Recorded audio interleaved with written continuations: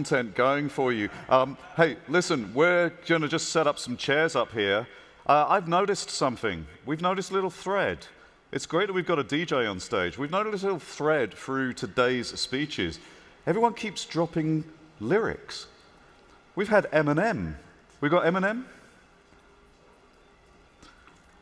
It's not quite, because Eminem said, so the FCC won't let me be. But we think that should be changed to, so the SEC won't let me be, or let me be me, so let me see.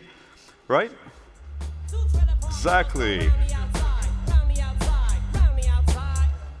And we just had, for the older people in the audience, and if you're not sure who this person is, Google exists, Nana Cherry's Man-Child. So we've already had that. I'm sure we're going to find lots and lots and lots of new songs as we go through the day. We're almost challenging our speakers now to drop lyrics without us noticing. Are we all set with the chairs? We're almost there. We've got 2 more chairs to come out. So, ladies and gentlemen, we are going to keep this moving right along for you. As you've noticed, we've got lots of chairs here, which means we've got lots of experts coming out on stage. It's going to be amazing. But I'm not going to introduce every single one of those people, largely because I'm lazy, and also because I can't remember all of their names. But I am going to introduce the one and the only. Please come to the stage, and please give him a warm round of applause. Chris Snook, ladies and gentlemen.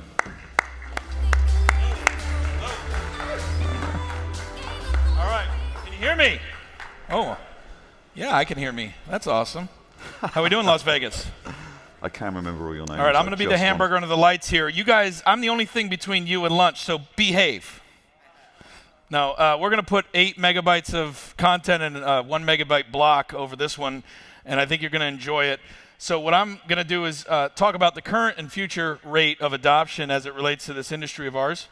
And we've got some great use cases and panelists that we'll bring up here in a second. But I'm going to warm you up because I believe in context before content. We've got enough content these days, don't we? So I'd like to give you a little bit, if you'll permit me to do that, context. You may disagree with some of these statements. That's fine. I think healthy debate's good. Some of these I think might illuminate some things for you in a way you haven't seen before. And so what I know is after 19 years of being an early stage entrepreneur and investor that dogs like bones, the sky is blue, and adoption matters. And if you follow any futurists like I do, you may have heard of a guy named Gerd Leonhard. He's a good friend of ours out of Switzerland, travels all over. But he had this statement a couple years back. And if you think about Las Vegas and where we all are today in this massive, amazing hotel at Aria that we're staying in, if you go back 300 years to 1718, almost 1719, try and picture what it would look like if you and I were here then. Be a lot of dirt, a lot of sand, no buildings. We probably slept outside last night and tried to avoid getting eaten by a coyote. Yeah? We probably dressed like these 2 individuals here if we were in the colonial times, even though we weren't settled out here yet.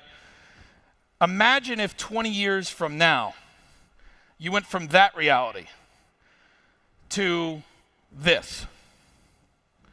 Smartphones, things beeping at us, tweeting, texting in real time. But last night, or 20 years, today, if we went out 20 years forward, we went from colonial experience to what we have today. How would you feel? Somebody in the front row. How would you feel?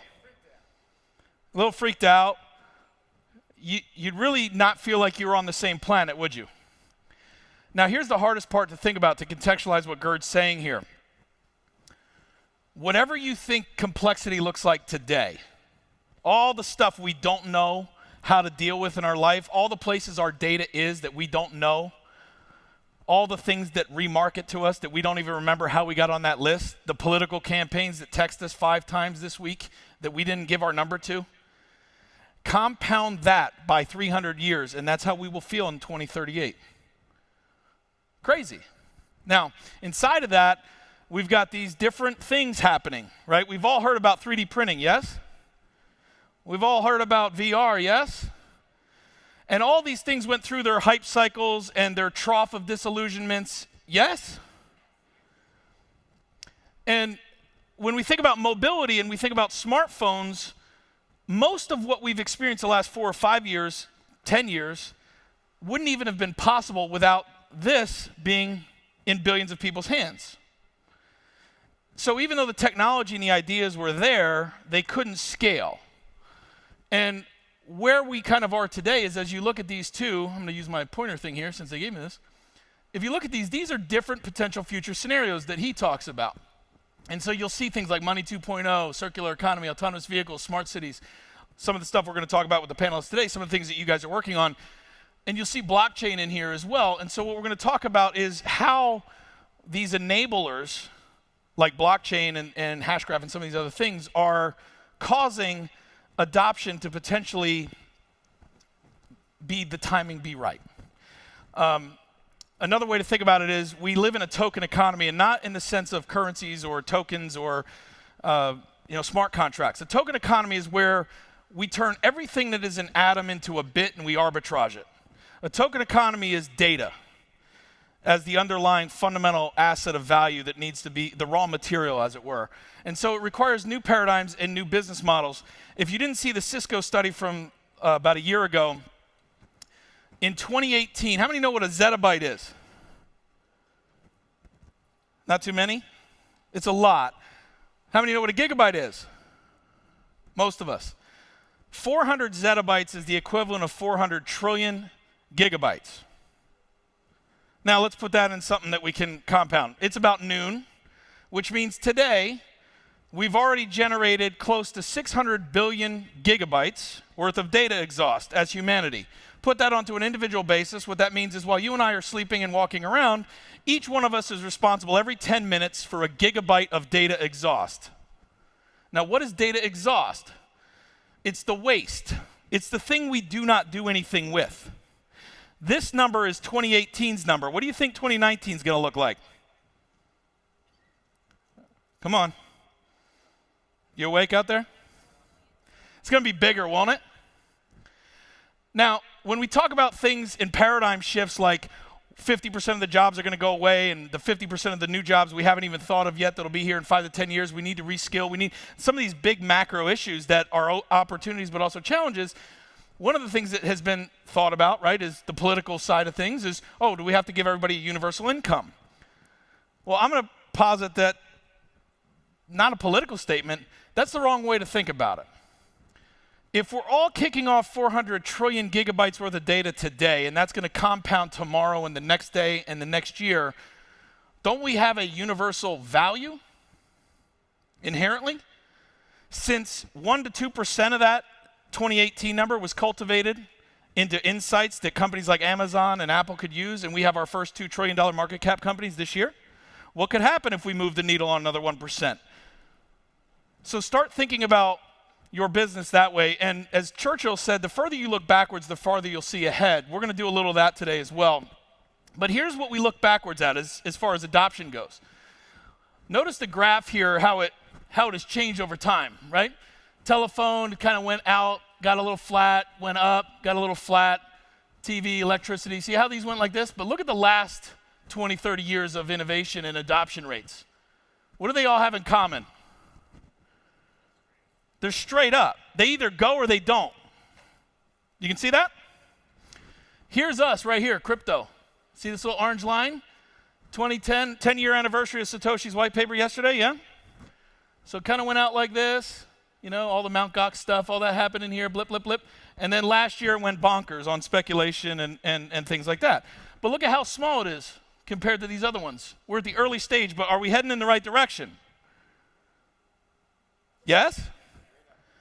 But there's risk, because if this direction is purely speculative, which it always has to be in the beginning, but it doesn't start to get traction, it doesn't start to get real adoption, utility adoption, use cases that are enterprise level, then ultimately it either goes flat or it disappears. Now, I don't think any of us are in this room because we think it's going to disappear, but it's important for us to focus on the right thing. So what is the right thing? What does every business need that it can't survive without? That's a question, by the way. Good, you guys are getting good, you're warming up. Customers, it needs cash, but cash is a output, right, from having customers that pay you. How loyal are customers today versus 10 years ago? They're as promiscuous as ever, aren't they? So if we put the customer in the center of our business, regardless of what our technology is, that might be a good thing, but it's also the only thing that matters right now, because there's not a product that you and I have today in any industry that couldn't be knocked off. Forget the outliers of like a patented drug technology that costs billions of dollars to create, right?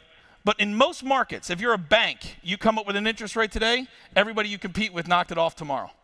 There's nothing that isn't commoditized today. The same stuff's made in every factory. And so if we can focus on our customer and not do things like this, because sometimes we focus on our customer, we reward them, but it's not necessarily what the customer wanted to be rewarded with. Hey, thanks for being our customer. Oops. Right? Moments of truth, empathy mapping, touch points. How many of you have done customer journey mapping, things like that? We're not going to get into that today, but things you should be thinking about as it relates to adoption so that you can have this kind of experience with your customer, regardless of what it is.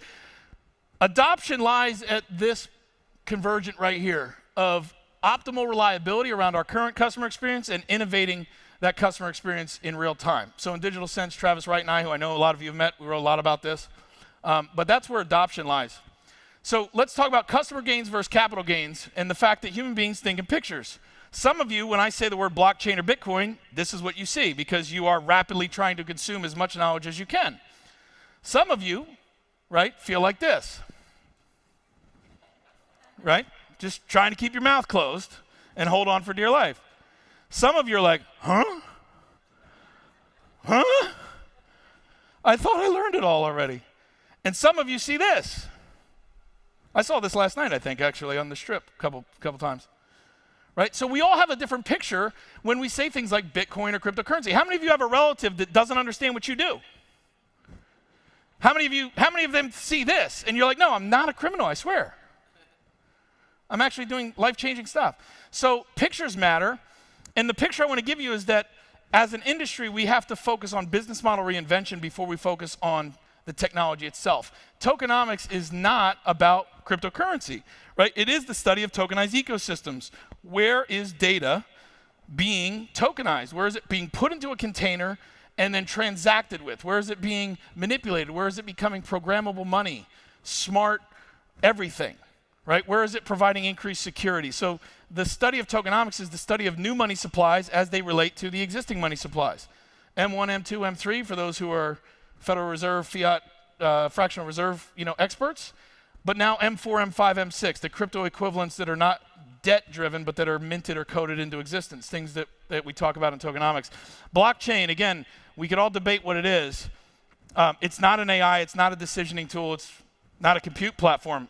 Blockchain is a tamper-evident storage medium with a consensus mechanism. There's several, as most of you are aware of.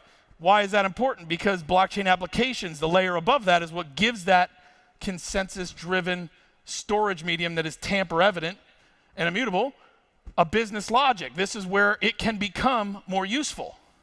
And then there's protocols and things like that many of you are developing on. I'm only doing this for those in the room who may not have their 101 up to date yet.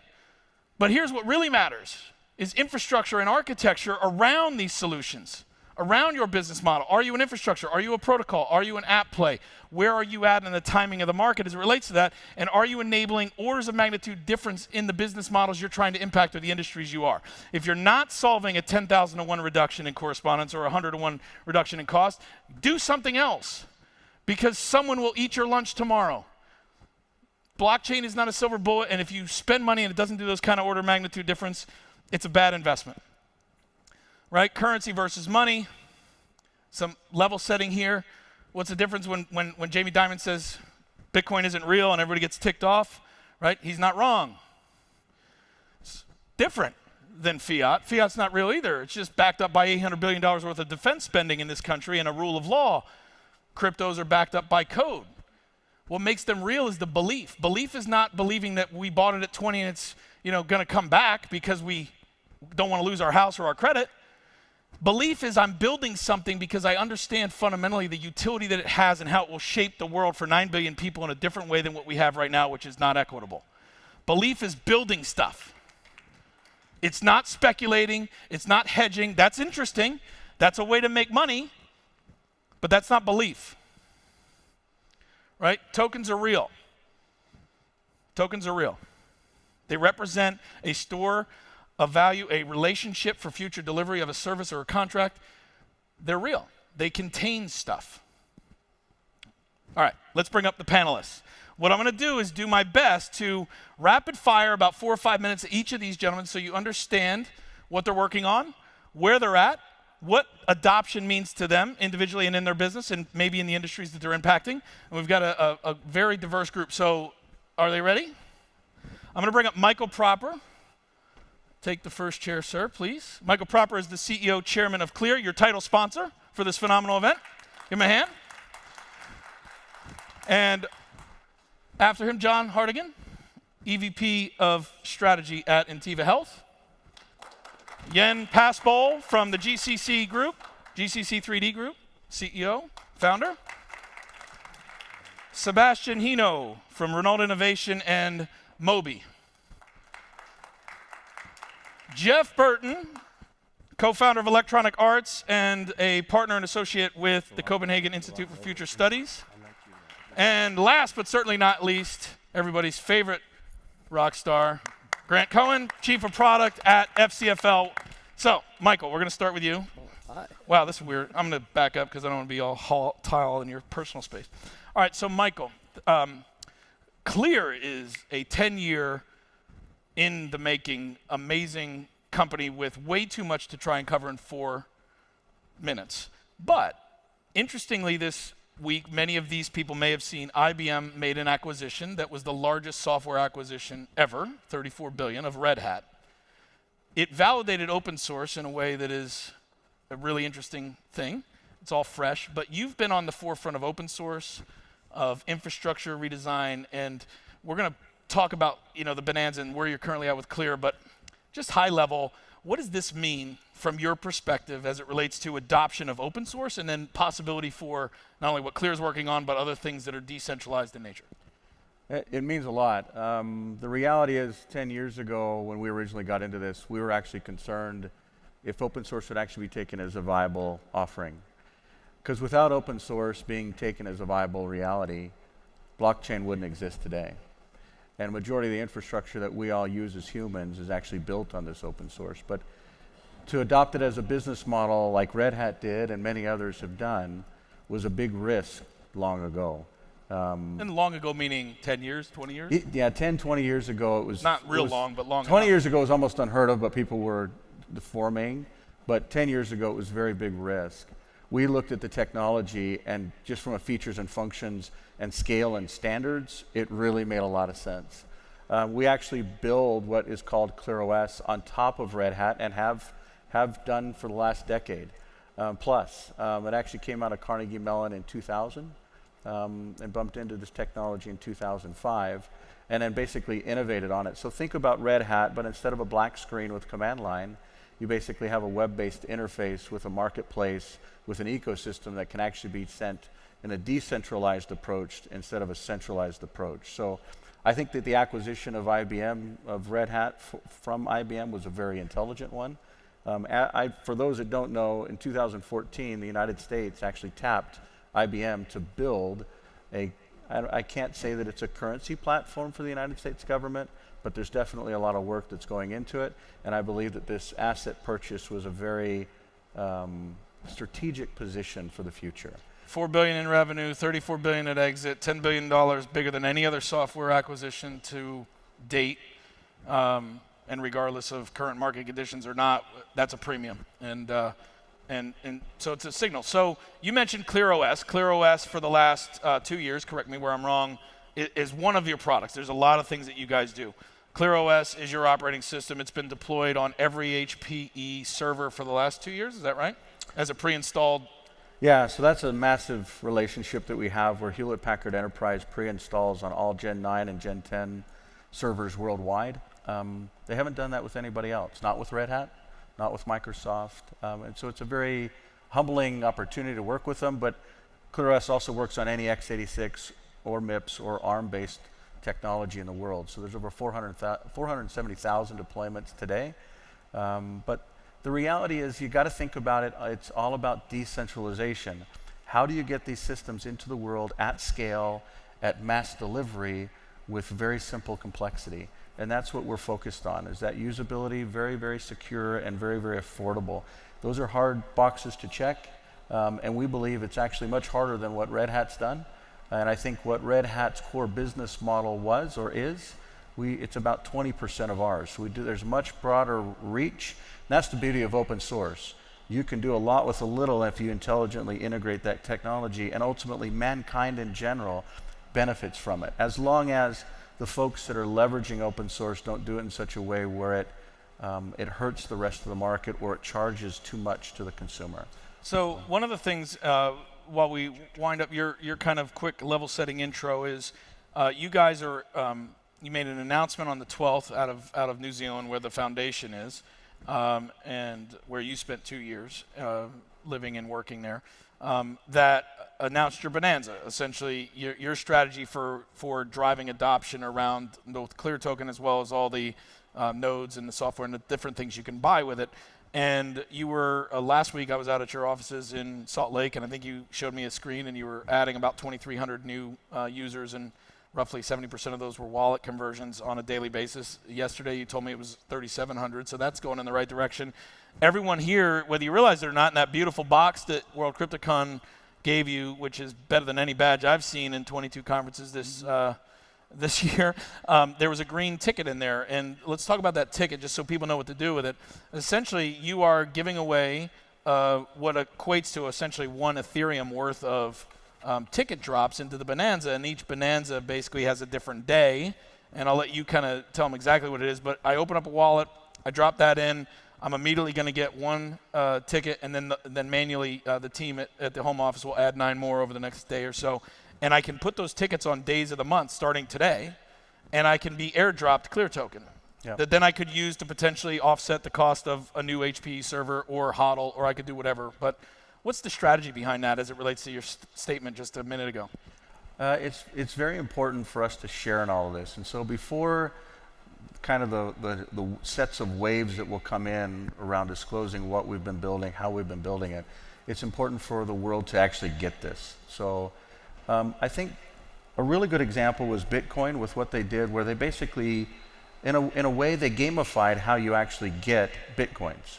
But I'd say a large population of the world couldn't figure out how to actually get the miners up and going, so it goes to a small few. We believe that every citizen of every nation on their Independence Day should have the right and opportunity to be able to get in on this without a lot of complexity. Literally, create a simple account by one of your other existing accounts, create a wallet that's your wallet with your private keys, and then get these tokens so that the world can actually share before these waves start coming in. It's very important for awareness, and that's basically the reasons why we did it. It's also important to note the reason it was launched in New Zealand on the 12th, I believe that New Zealand and other countries that actually have open laws, specifically around strong copyright and around software patent laws that don't stifle innovation, such as in New Zealand, there is no software patent law. The precedent that set actually created the ecosystem that we all now live in. I don't think a lot of people understand that or realize how important and invaluable countries are that create regulation that actually drive innovation.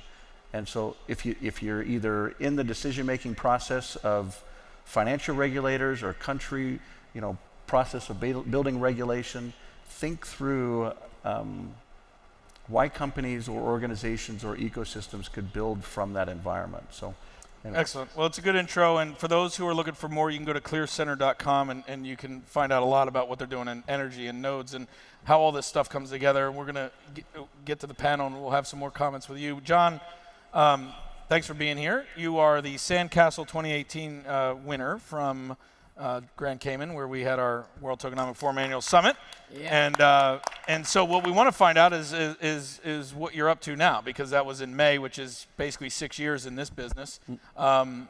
And you are tackling the healthcare industry, but I'm going to kind of let you talk about what you mean by that as it relates to how you focused in on a specific opportunity where you felt like you could drive adoption, and then what we're doing today. I'll pepper back and forth. So. Sure. So just to give you, Intiva Health is my company, co-founder and EVP of strategy.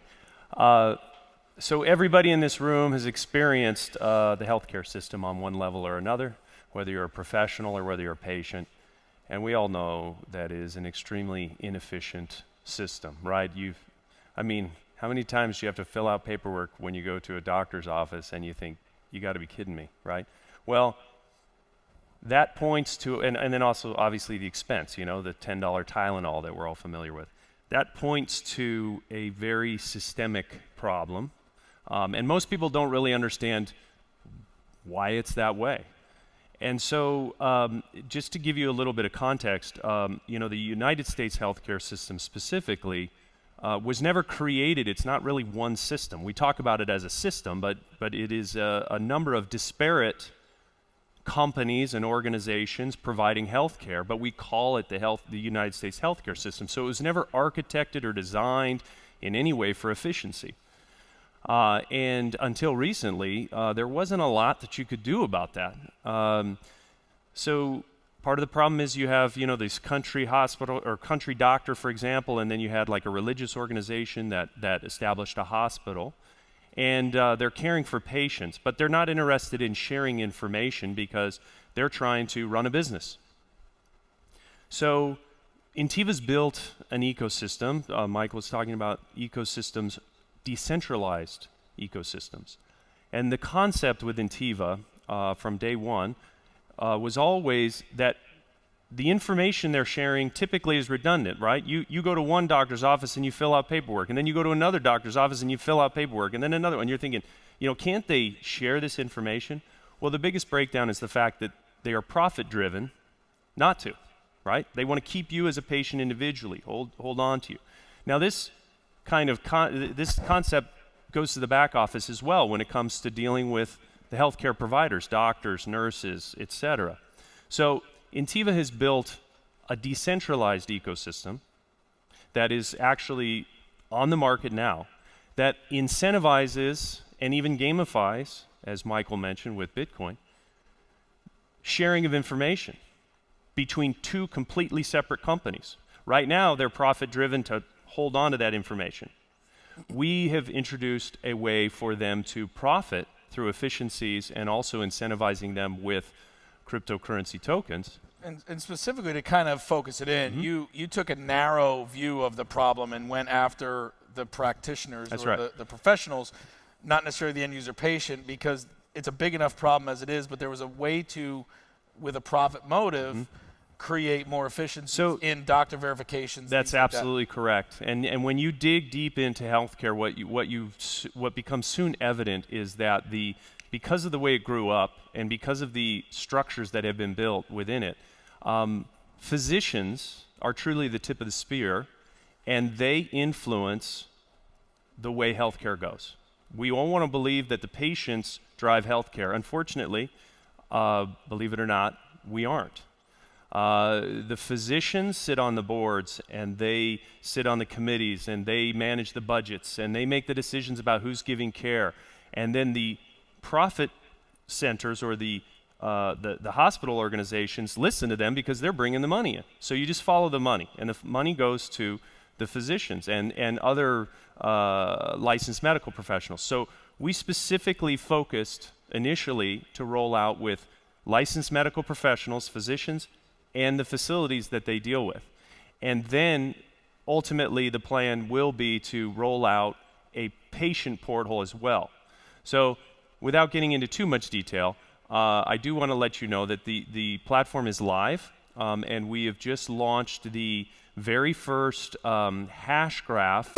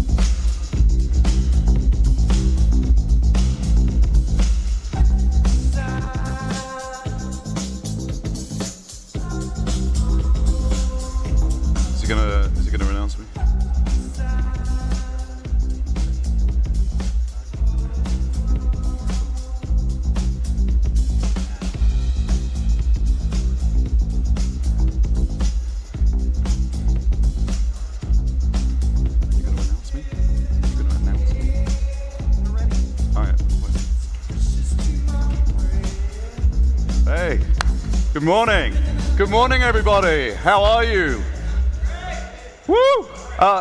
Listen, I'm remarkably surprised there are this many people in the audience. I saw some of you at Omnia last night, and I'm frankly surprised some of you are even walking. Welcome. Come and join us. It's incredible to be here. Welcome to World Crypto Con. You've already had a taste of what World Crypto Con is all about, but now we're going to get into some incredible and amazing content for you over the next couple of days. My name is Stuart Rogers. I'm with VentureBeat. I write about blockchain. I do lots of other things as well. I actually have a blockchain startup, would you believe, but I'm not here to pitch that, don't worry. I write about this stuff all the time. Blockchain is actually getting into our daily lives. It's getting into all parts of our daily lives, even as we speak.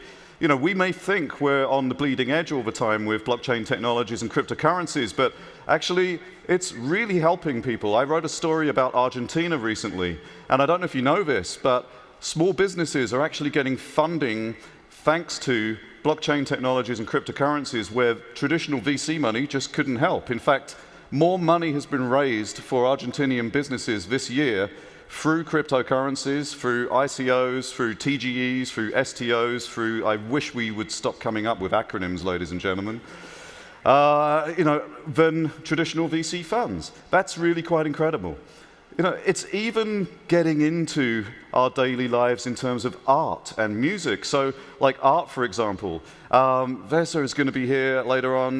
You're going to see some of his art. I've been working with some blockchain artists who are doing incredible things, like the amazing Anna Chili. You should check out her stuff too. These people are creating the most beautiful paintings, and we're even taking inspiration from the price of Bitcoin, and we're putting it into music. I want to play a short video for you just to show you something that someone's put together, an incredible project. Please, cue the video.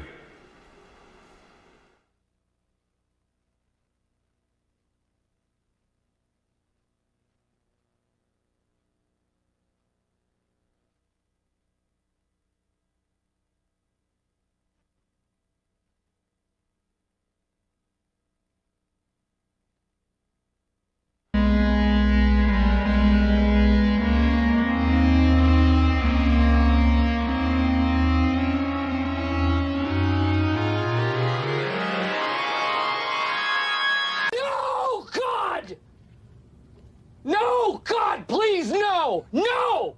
No! No! Hello, darkness, my old friend. I've come to talk with you again.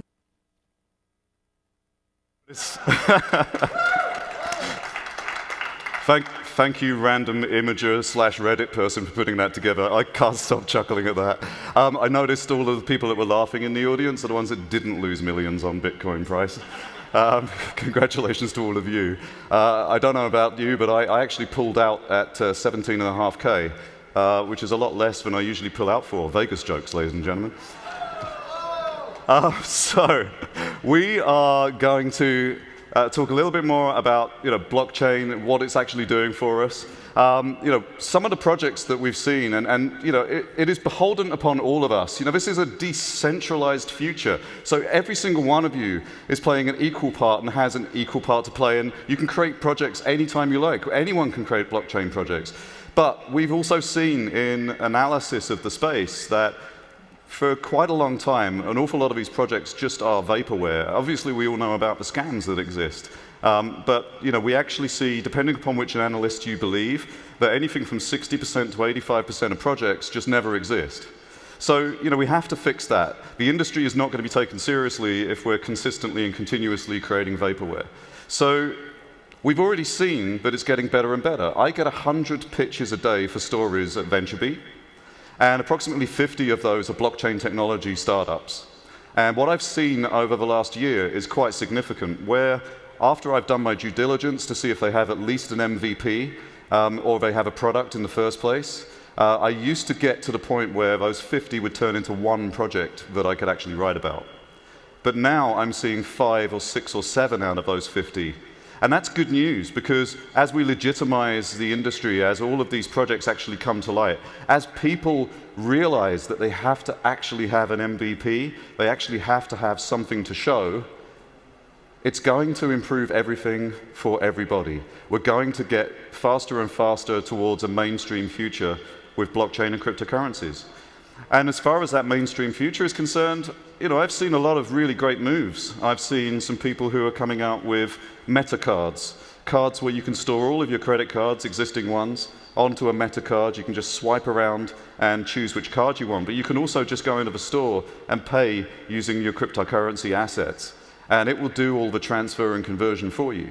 If we're going to end up with cryptocurrency being mainstream, we need to use devices like credit cards and debit cards that understand how to do that transfer, because that means my mum can go and buy something in a shop with cryptocurrency. My mum can't spell cryptocurrency. That's a separate issue.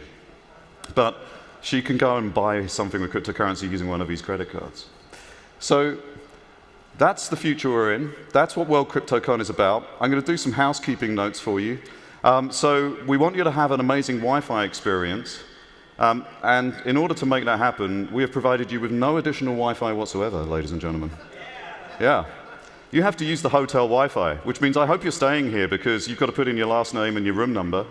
There are a very, very few available slots on my Wi-Fi if you need my last name and my room number.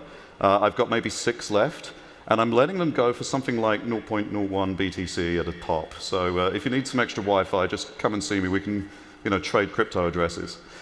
We also want to make sure that you're sharing all of this on social media. So we want you to take pictures, we want you to take videos, we want you to share all of that. Now, when I looked at the hashtag for this event, it didn't make any sense to me and it was way too long. It was something like hashtag Vegas Blockchain Week, which is terrible. So I've made the executive decision and we're going to go with hashtag WCC18. So use hashtag WCC18 everywhere, but you can use a hashtag. And if you're using Snapchat, please do use Snapchat and Snap. Every snap that you put out there increases their share price, and they really need it right now. So please do use Snapchat. I don't have any affiliation with Snapchat, by the way. I just want to point that out. Yeah, use the hashtag everywhere you can, on Instagram, on Facebook, on Twitter. If you do want to ask me any questions at any point, I'll be roaming around. I don't know why you would want to, but also you'll find me online at The Real SJR. The Real SJR is where you'll find me everywhere on Instagram and Twitter and everybody else. In terms of what we've got coming up for you, amazing program. We have our first speakers just about to join on stage. We're going to go all the way through the day. I urge you during the breaks to go out there and see our exhibition area and go and see all of the vendors, all the sponsors. They've put together some amazing products, and you really need to go and see what blockchain technology and the cryptocurrency world is looking like right now and today. So, without further ado, we'd love to bring up our first 2 speakers. Please, please, please give a warm, warm welcome to the one and only, well, the 2 and only, Tim Draper and Adam Draper. Thank you. Thank you. All right. Thank you. This is great. Can you guys hear? Yeah. Hello. Oh, it's bright.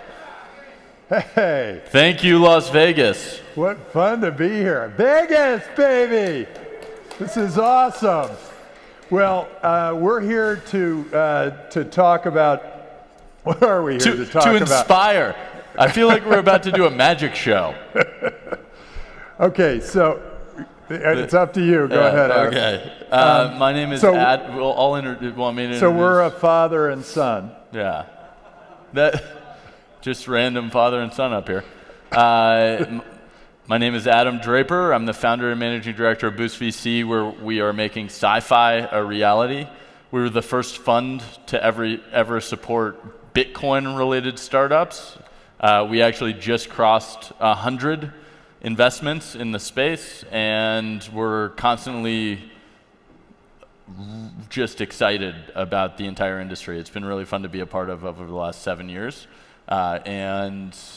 Oh, and I'm Tim Draper, and we actually have, my grandfather was the first Silicon Valley venture capitalist. My father was a pioneer in venture capital, and I've been in venture capital for 30-something years. And Adam, it's a part of 4 generations. And my sister is a venture capitalist also. And maybe your brother. We don't know what he's going to be doing. Yeah. Yeah, with Halogen Ventures. She only backs women. So I've been in the venture capital business for many years, and then I got very excited about Bitcoin because I was with this. Well, I guess I'll get into this. Well, how we got into it. Well, yeah. First, why don't we sell things to them? Here, if you're an entrepreneur, I can't see right now. We're blinded by the lights. But if you're an entrepreneur, apply to Boost VC Tribe 12. If you want to hear ramblings of me, sign up for my newsletter, which is tinyletter.com/Adam Draper, and then also listen to my podcast. So I sold you things. We good? We usually wait until the end to sell you. I just thought I'd get it out of the way. We want to warm you up a little bit. I thought I'd get it out of the way. Okay. Okay. Well, Good. okay. Well, why don't here? If you do, you want to sell things or do you want to? I'll sell things later. Okay. Okay. Why I'll tell did you get how- into Bitcoin? Okay. I got into Bitcoin. Actually, which of us got into Bitcoin first? I want you to answer that. I think it was sort of weirdly simultaneous. We didn't really talk to each other. I backed CoinLab. You backed Coinbase. He backed Coinbase. Yeah. Now We're happy. Now it's worth. This is like the best investor in the history of venture capital. Backed Coinbase. But the thing that got me intrigued in the whole virtual currency world was that I met this guy from Korea, and he came and he said, gee, 40% of Korea is on this game called Lineage. And it was a massively multiplayer game. This was in 2003. And I said, wow. And he said, yeah, it's such a big deal that I have hired some guy to be my avatar when I'm away at work. So that he had like 2 people working for him in his virtual world. And I started to think, and then he said that he bought his son a sword for his birthday, and I thought, what? Disconnect. And he meant a virtual sword for $40, and I thought, whoa, there is a whole virtual economy going on out there. And so then I started to think, land-based is going to sort of separate or bifurcate from virtual. And so then when I got a chance to do something with Bitcoin, I jumped all over it, got into CoinLab, and then I said I want to buy some Bitcoin, and it was at $6 a Bitcoin at that time. And so he said, that's great, but I can do better than that. I'll take your money and I'll buy an ASIC chip that can mine, and we can get it for like $4 a Bitcoin. And I said, okay, that's great.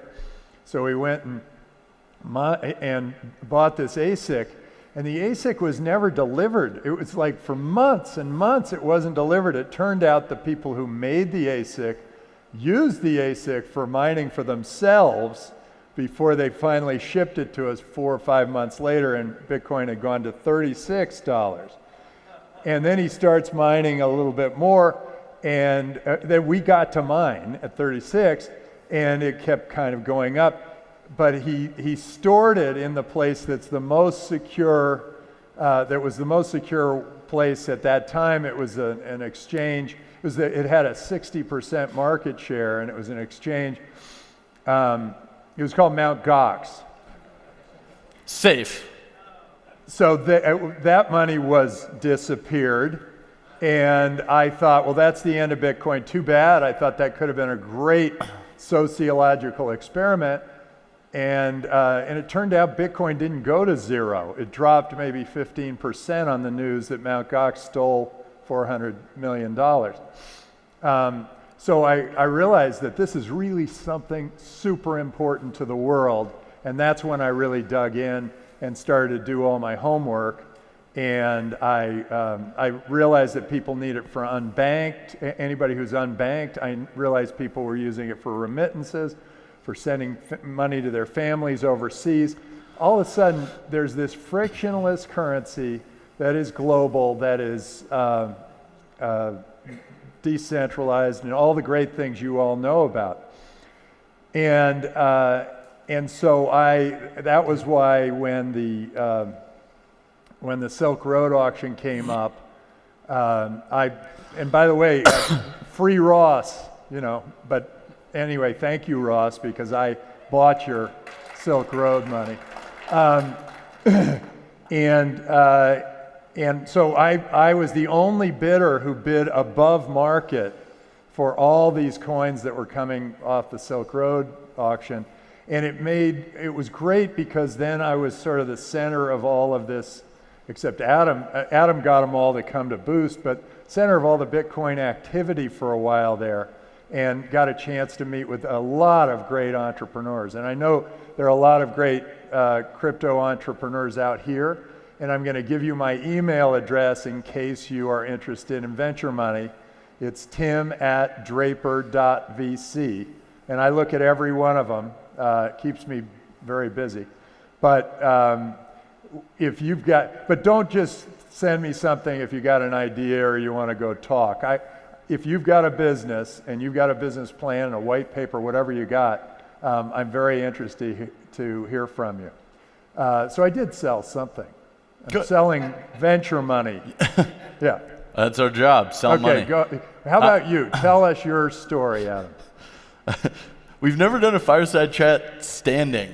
There's no fire either. Yeah, so we're okay, this is great. I do feel like we're on stage for a magic show. Okay, so my beginning with Bitcoin was actually with a company, similar to my dad.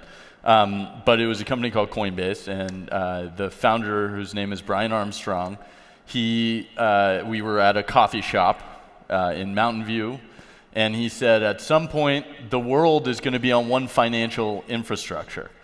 And up to this point in my career, that phrase has basically defined my entire career, because everything I've invested in is, in my head, that statement just reverberates, because it's why isn't it that way? How do we make it better and more frictionless?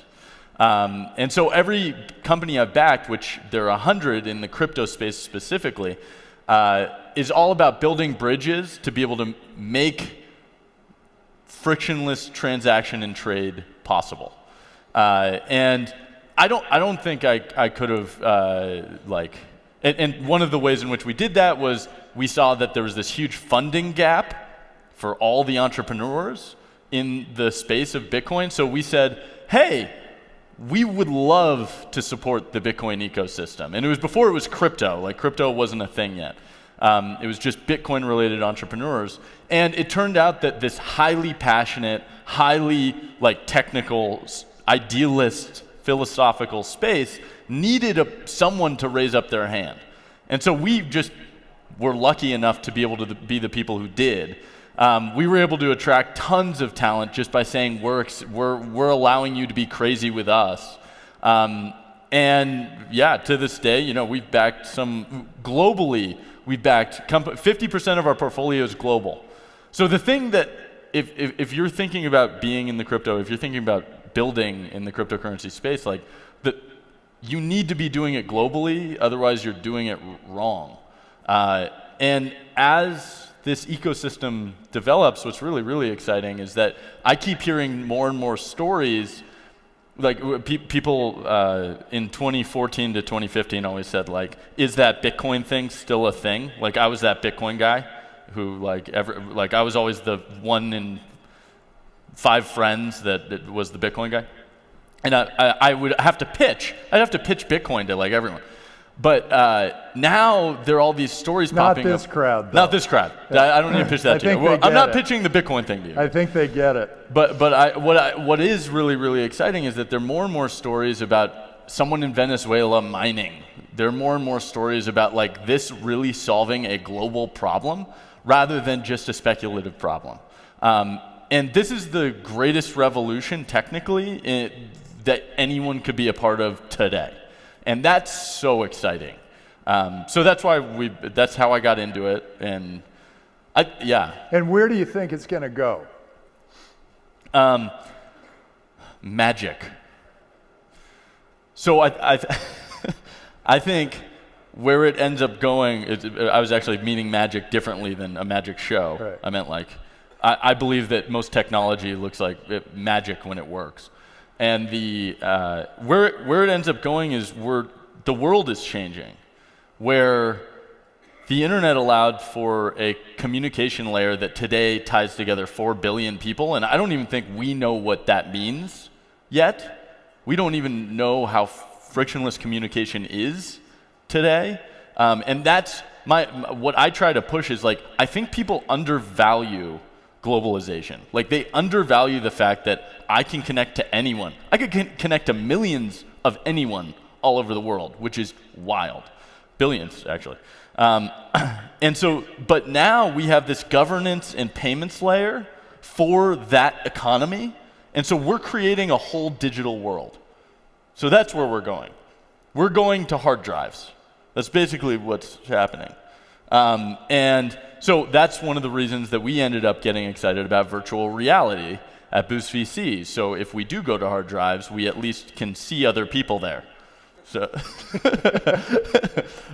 where do you think we're going? And other people's imaginations. That's the great thing about the virtual level, is that you can see other people's imagination.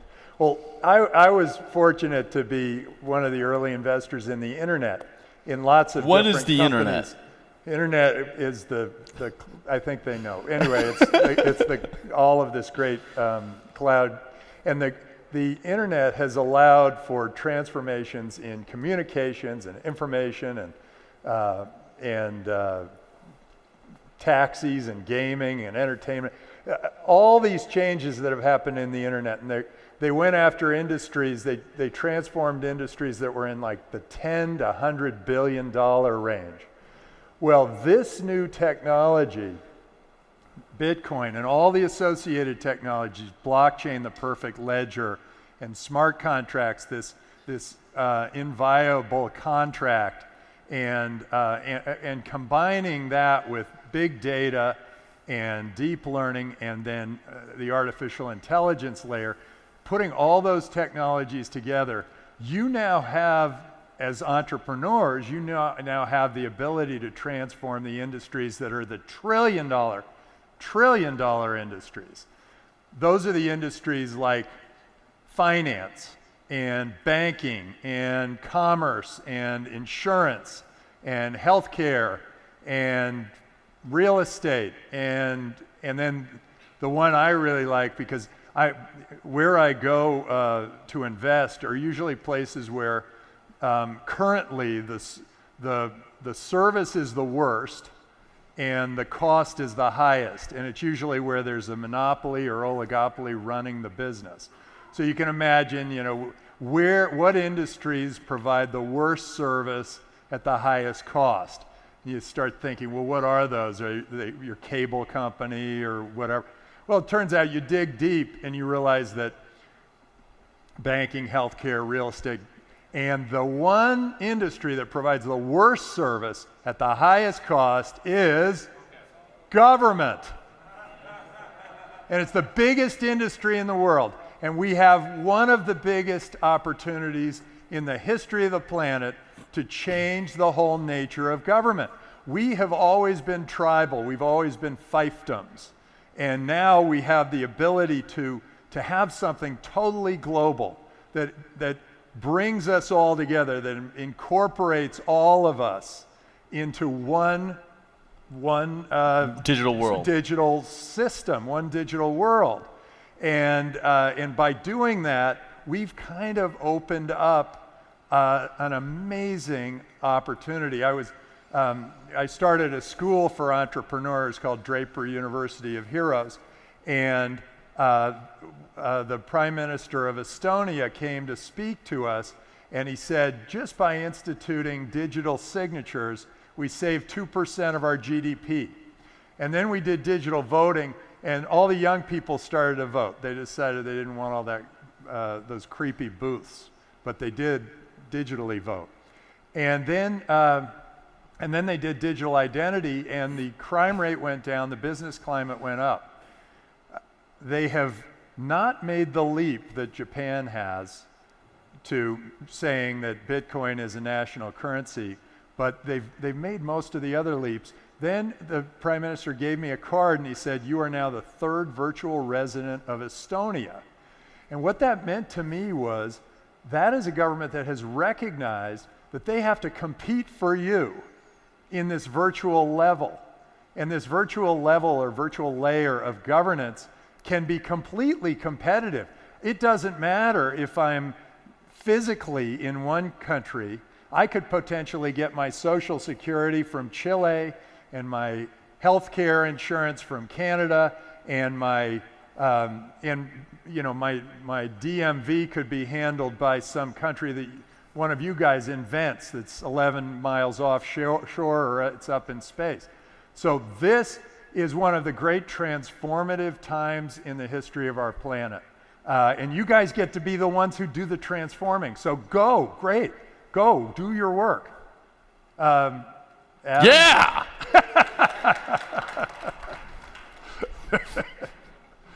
Anything you want to add? We got 8 minutes. Anybody have any questions? Yeah.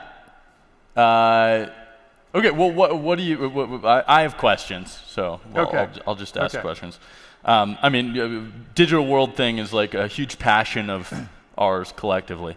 But what does it take to be an entrepreneur that raises venture funding specifically? Sure. Yeah. What do I look for? What do you look for? Like, let's say there's people out here who would like to raise money and gain a partner. What would you look here's for? what I look for, and it's how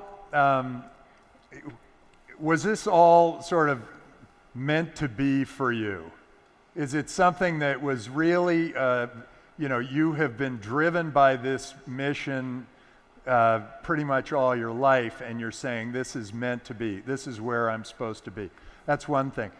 But the other thing I do look for is, how big is that market, and how much is it run by an oligopoly that's providing bad service at a high cost?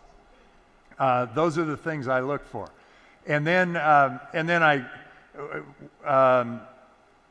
like it when you're applying some new technology and creating kind of a new way of looking, a new way of thinking about a human need.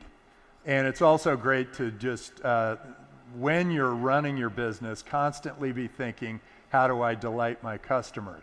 And how do you think venture capital is changing with the rise of sort of cryptocurrency? Like, how does your job get affected? I actually think that people have gotten very creative about tokens. And because tokens all of a sudden are this new marketing vehicle, or a new way of raising money, or a new way of thinking about how to keep customer loyalty, or a new way of, or just basically a new currency, and with new technology. And I also like that people are reinventing the entire currency system. I mean, think about it. People call this fiat currency versus cryptocurrency. I look at it a little differently. Once, whoever was up here just before us on stage, who said all of us can just go and eventually just use a credit card or use our phone to pay for everything. Once that's possible, and investing and paying and all that stuff is really going to be easy for people, we're going to have a choice. The choice will be, do we want to have capital that is sort of this, I call it, instead of fiat, I call it political capital, that's tied to some government or some party in some government that just has some agenda, and they're driving that agenda, and we're at the mercy of that, or some global, decentralized, open, transparent, awesome currency. And I think people are going to, I think it's going to happen, very, very quickly once we are all able to sort of spend Bitcoin in a very simple way, or as soon as you have all the features that political currency has, you are pretty much going to all move your political currency into cryptocurrency. I mean, I just know that's the way we would all think.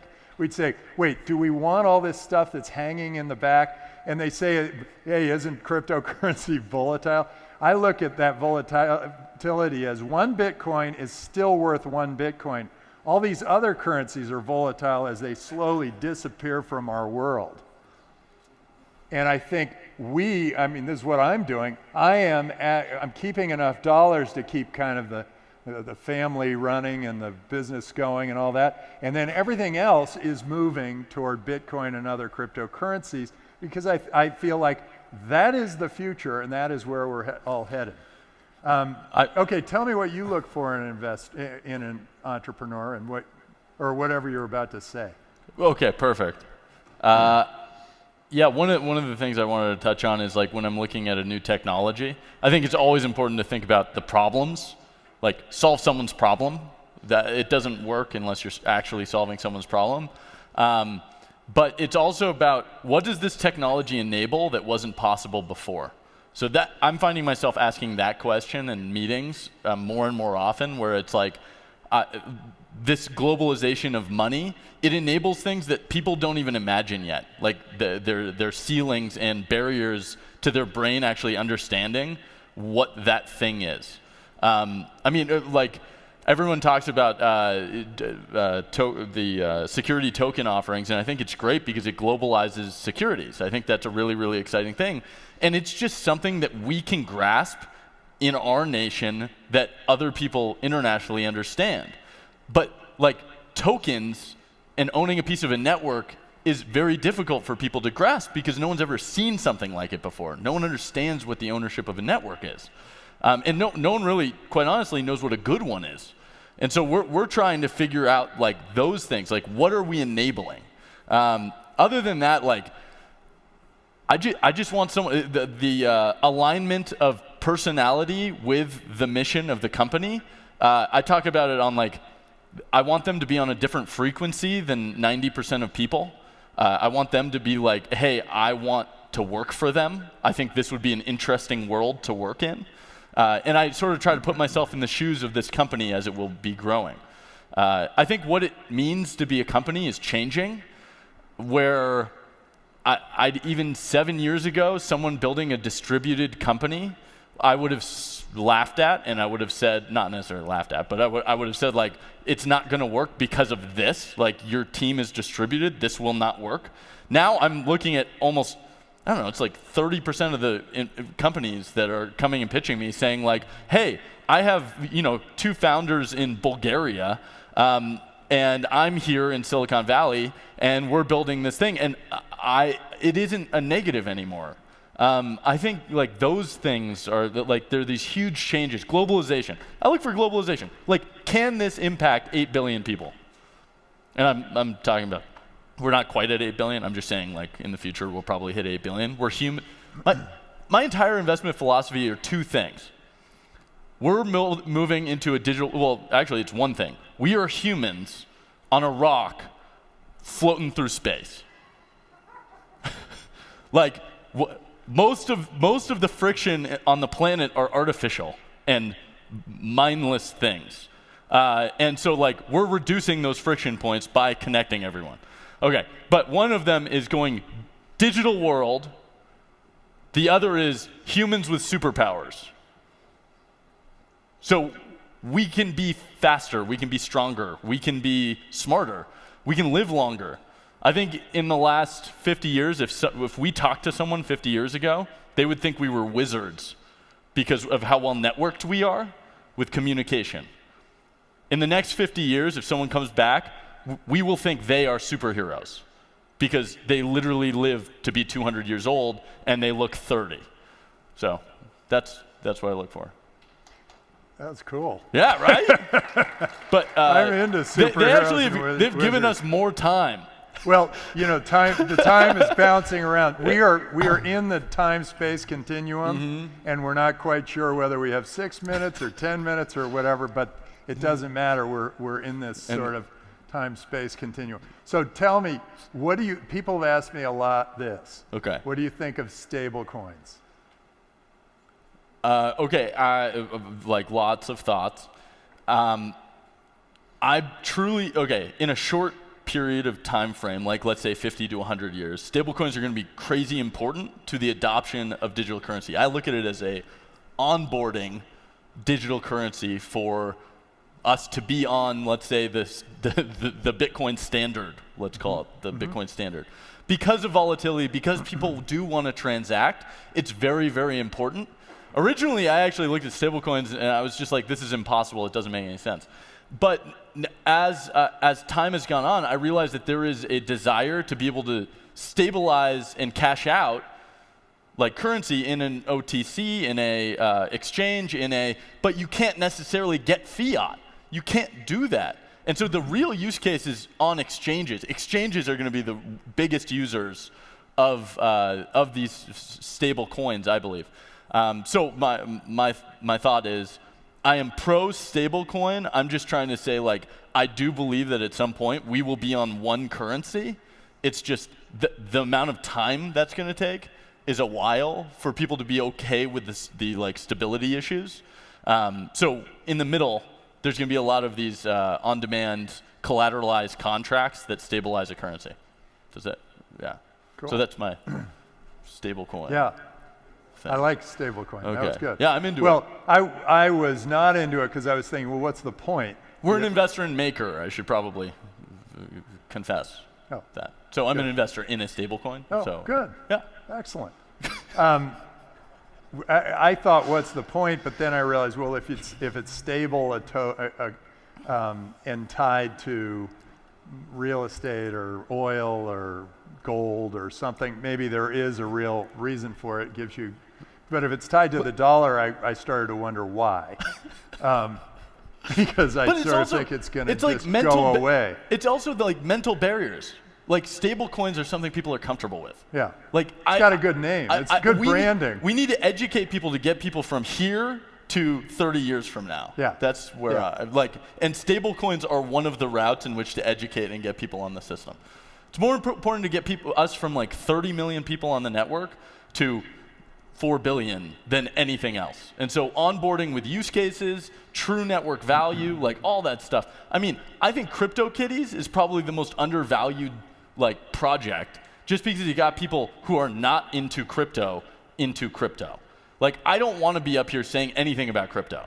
I would rather just be like, I don't say anything about, we don't say like, I'm an internet company anymore. Like, no one should be calling themselves a crypto or blockchain project. It should just be like, hey, I'm solving this big problem. See, now people would want to come hear your podcast or go to Boost or whatever. See, it's probably better not to start with a sale. Soft sale. This is a father-son moment. Okay, teaching. It's Teachable true. moment. Okay, well now, if you want to listen to my podcast and get more of this, or my newsletter, tinyletter.com/Adam Draper, check it out. Good, and I wrote a book. It's called How to Be the Startup Hero, so you can get it on Amazon. If you're an entrepreneur, you read this book. That is important. It's a weird book. It's just weird, but it'll take you into all different places. But I wrote every word so that at least you know it wasn't ghost written. There's actually a forward or a thanks, what is it, acknowledgement. Yeah, and he thanks United Airlines, the only person in 2018 to thank United Airlines. And but because it gave him enough time to write it on his cell phone. So he wrote the entire thing on his cell phone while he was on United Airlines, which is like that actually broke down a mental barrier for me where I was like, wait a second, I could write long things on my phone? Yeah, when you're trapped somewhere. I 4 hours I write stuck all my on newsletters on my phone now, just in case you guys were wondering. Well, good. And then, so I think we'll just wrap up by saying, this is the future of the world. It's in your hands. You have an amazing opportunity right now. The world's being transformed, and it's being transformed because of Bitcoin and all the associated technologies that have come off of it. And you guys are you are spinning out of all that technology, and you're doing great things. So I encourage you to continue to do what you're doing because it's incredibly important. And it's going to be, I believe it'll help accelerate human potential because we will not be so tied to, artificial trade wars because we're on one landmass and somebody else is on another. We're actually all on the same landmass. We are. It's That's called a good Earth. point. So, yes, artificial trade wars literally make no sense in my head. Right. And all these artificial things that happen because we were on this team and not on that team, I think we're all on one team. Interstellar trade wars. Like, that's what I would be. I'm pro interstellar trade war. I don't know. We may want to get along with them too. Yeah, but we have to Same grow. deal. We have to go through the whole thing. Like, I get it. Yeah. So short term, pro interstellar trade war. This is where we disagree. You can imagine what dinner conversations were like in the Draper household. I'm going to ask Pops if he's pro or con interstellar trade war. Yeah, Pops is my father, so he's the one. Whenever we have a battle, we go to him. Yeah. Although, of course, he didn't think Bitcoin was going to be anything, and then all of a sudden, dude, just the biggest drain. Pitching your grandfather the thing you're most passionate about, and him telling you that, so this is not a thing, and you might end up in jail. Like, well, that's a wrap. Thank you for having us. all right, good to see you. That was fun. That way. Awesome. Thank you so much. Thanks. Thank you. Did you get your backpack? Oh, my bag. Yeah. Got that.